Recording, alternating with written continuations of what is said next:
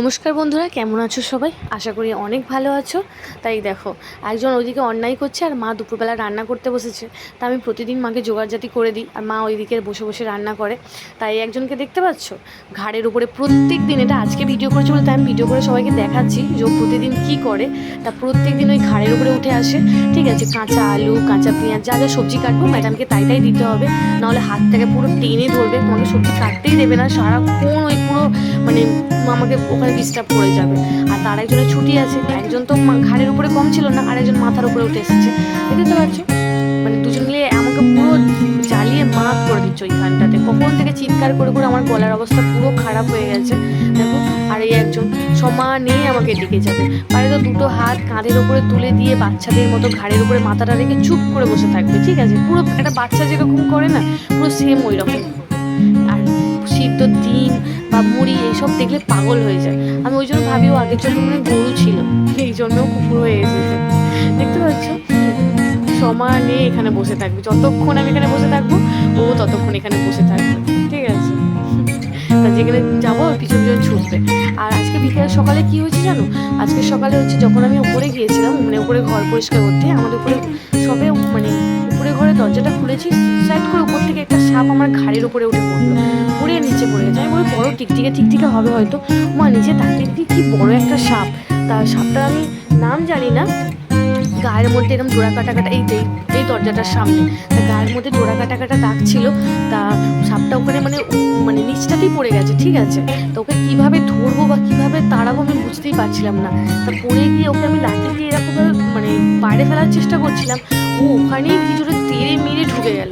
ঢুকে গিয়ে ছোটো মতো, মানে বেশি বড়ও নয়, ঠিক মানে এক আঙুলের মতো মানে চওড়া, আর লম্বায় হচ্ছে এক হাতের মতো, এইরকম সাইজ হবে। তাই এই চিমনিটা ওই ঘরটার মধ্যে ছিল।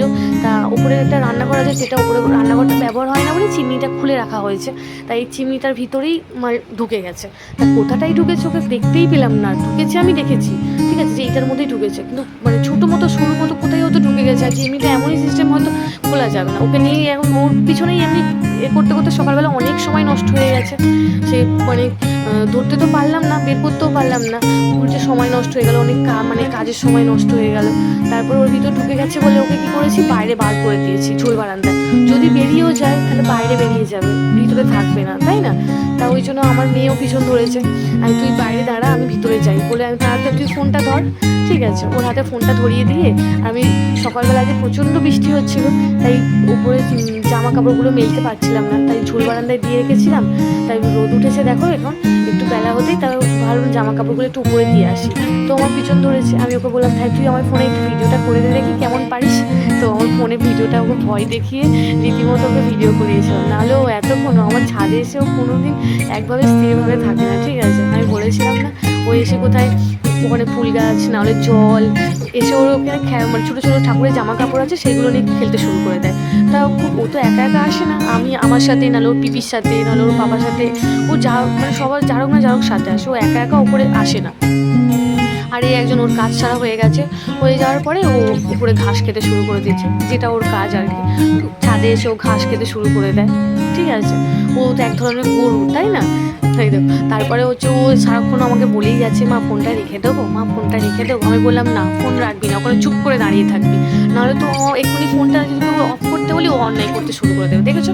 ওকে বললাম ঠিক আছে রাখ, শুরু করে দিয়েছে।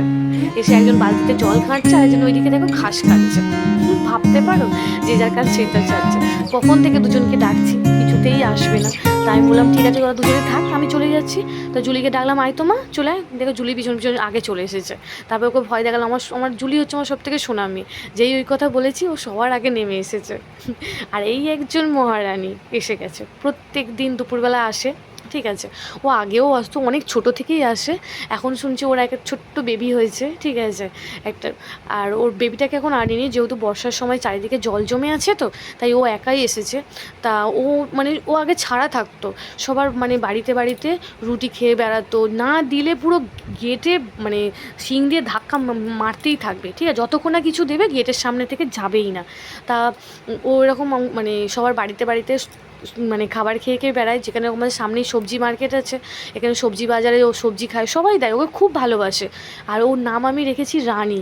দূর থেকে যদি ওকে আমি একবার রানী বলে ডাকি, মানে সেখান থেকে তীরের মতো ছুটে আসবে, ওর মালিক ওকে আটকে রাখতে পারবে না, পুরো ছুটে এসে আর আমাদের ঘরের দরজার সামনে দাঁড়িয়ে থাকবে। ম্যাডাম আবার ওকে যদি আমি ঝোড়াই করে মানে একটা ঝুড়ির মধ্যে খাবার দাবার রেখে দিই, বা আলু, তারপরে আম, আমাদের গাছে প্রচুর আম হয়েছিল এবছরে, তা ওকে আম এইসব ফল টল রেখে দিই, ঠিক আছে, ও সেই মানে ঝুড়ি থেকে খাবে না, ওকে আমি সেই ছোটো থেকে রুটি, আমাদের বাড়িতে রুটি রুটি হলে যখন হাতে করে দিই, ঠিক আছে, ও হাতে করে খেয়ে দেখেছো ওরাও খাওয়াচ্ছে, ও সবার বাড়িতে খেয়ে খেয়ে বেড়ায়। একবার তো এই বাড়িটাতে তো মানে ওই যে শিং দিয়ে গোঁতা মারতে মারতে ওর শিংটা পুরো মাথার কাছে খুলে গিয়েছিলো না কি হয়েছিল জানি না, ঠিক আছে, পুরো শিং দিয়ে রক্ত পুরো ভর্তি হয়ে গেছিলো ওই জায়গাটায়, ওই গেটের মধ্যে আটকে গিয়েছিলো কীভাবে, শিং দিয়ে গোঁতা মারতে মারতে, তারপরে ওই রক্ত